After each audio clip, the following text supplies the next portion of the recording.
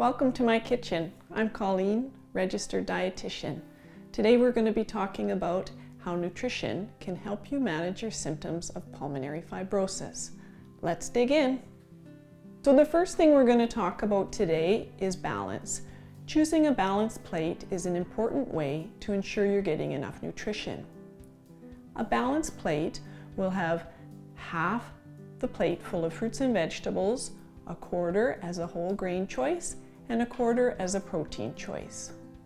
Maintaining muscle is important for keeping us strong and moving around and helping us to fight infection. Some good sources of protein include tofu, poultry, eggs, fish and shellfish, nuts and seeds, low-fat dairy products, and beans and lentils. Try to choose a protein food at every meal or snack. So I'm going to use the idea of a balanced plate and show you how I build my meals for the day. So for breakfast, half of my plate is fruits. These are mixed berries. A quarter is my whole grain choice, and this is oatmeal. And then we have a quarter of Greek yogurt, and that's the protein food. For lunch, I've got a bagged or prepared salad that I just picked up from the grocery store. I've got some whole grain bread, and this is the protein choice, the canned salmon. For supper, I've got brown minute rice, an oven roasted piece of chicken thigh, then we've got sliced mango and some roasted peppers. These are just a frozen mix from the grocery store as well. And to add some flavor and moisture, I've got a Greek yogurt and some guacamole. The chicken thigh is the protein food. I also tried to think about balance when I was building my snacks. So here I have a homemade banana bran muffin and a boiled egg. The boiled egg is the protein food.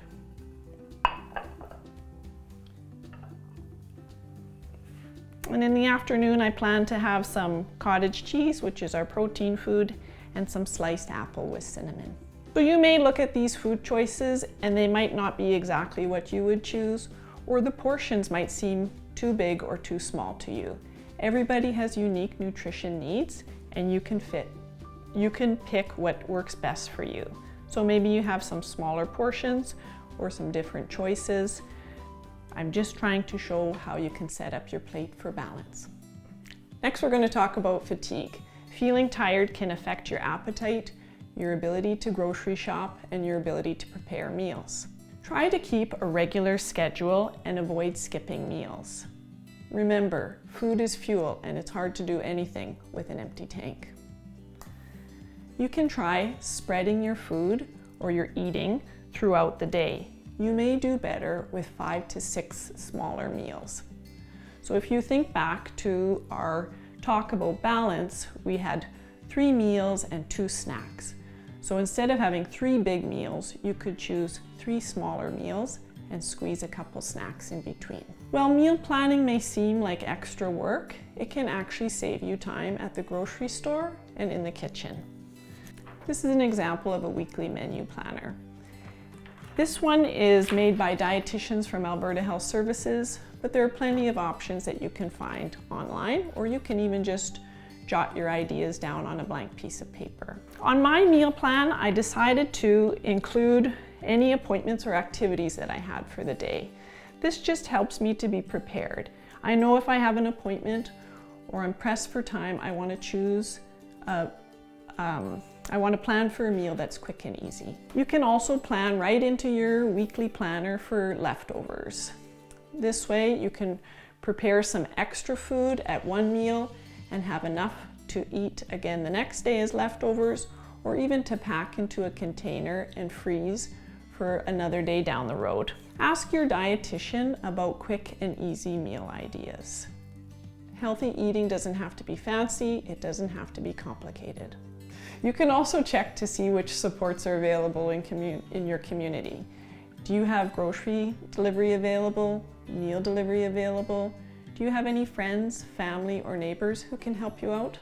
Next, we're going to talk about shortness of breath. This is a really common symptom for people with pulmonary fibrosis.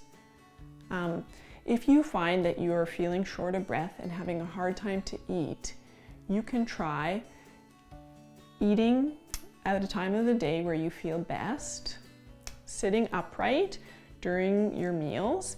This helps to open up the chest and the diaphragm, making breathing easier. You can try eating slowly and taking small bites.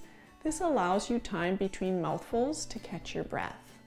And as we talked about before, choosing 5 to 6 smaller meals and snacks spread throughout the day can be helpful. A full stomach puts pressure up on the lungs and makes it more difficult to breathe. Another helpful tip is trying to choose soft and moist foods. If you think about hard and tough foods, they're very difficult to chew, and this extra effort and work can be tiring. So some great choices would be things like a slow cooked or braised meat on some mashed potatoes and some soft cooked frozen vegetables. You can even add some gravy or sauce to add moisture. You can ask your dietitian or go online to find a handout on soft and moist foods. Many people with pulmonary fibrosis will have oxygen that they use at home. If you use oxygen at home, but you aren't using it at meal times, this might be something that you can try. Ask your care team for some helpful tips on using oxygen during meals. So next we're going to be talking about managing acid reflux. GERD, or gastroesophageal reflux disease, is when the stomach contents back up or reflux into the esophagus or food pipe. This can happen when the valve between the stomach and the esophagus is weak, or when food takes longer to leave the stomach. Managing acid reflux is important because when the stomach contents back up, they can damage the esophagus and they may even damage your lungs. So some of the symptoms of reflux include a burning in your chest or throat. This is also known as heartburn. You may have a sour taste in your mouth, a dry cough, a hoarse voice, the feeling like you have a lump in your throat, or you may have difficulty swallowing. So some things that you can do to manage acid reflux would include spreading your food out or spreading your eating out over the day, choosing 5 or 6 smaller meals and snacks, and really taking your time to eat slowly. You'll also want to think about any foods that are maybe causing your reflux to be worse. For some people, these foods can include things like acidic foods. So here I have tomatoes and some citrus fruits, higher fat foods or fried foods, like these mini donuts, carbonated beverages like a cola, alcohol, onions and garlic, spicy foods like this chili paste, chocolate, caffeinated beverages like coffee or tea, and finally, for some people, peppermint can make reflux worse. As much as possible, you want to remain upright after meals. And if you can, try to avoid eating anything 2 to 3 hours before you go to bed at night. You can even try elevating the head of your bed while you're sleeping. So for some people, moving the head of your bed up even 6 inches can help to prevent reflux. Ask your dietitian about reaching and staying at a healthy weight. So remember, if you're experiencing any symptoms of acid reflux, you can try these tips and tricks, but if they're not helping, check in with your healthcare team. Managing acid reflux is a really important part of protecting your lungs from further damage. You may benefit from seeing a dietitian if you have a poor appetite or you're not eating as well as usual, you're losing weight without trying, you're experiencing side effects from your pulmonary fibrosis medications that are affecting how much you can eat and what you can eat. Side effects from pulmonary fibrosis medications might include things like poor appetite, changes in taste and smell, nausea, vomiting, diarrhea, constipation. You may be able to access a dietitian through your specialist, through a pulmonary rehab program, through your family doctor, or a primary care network.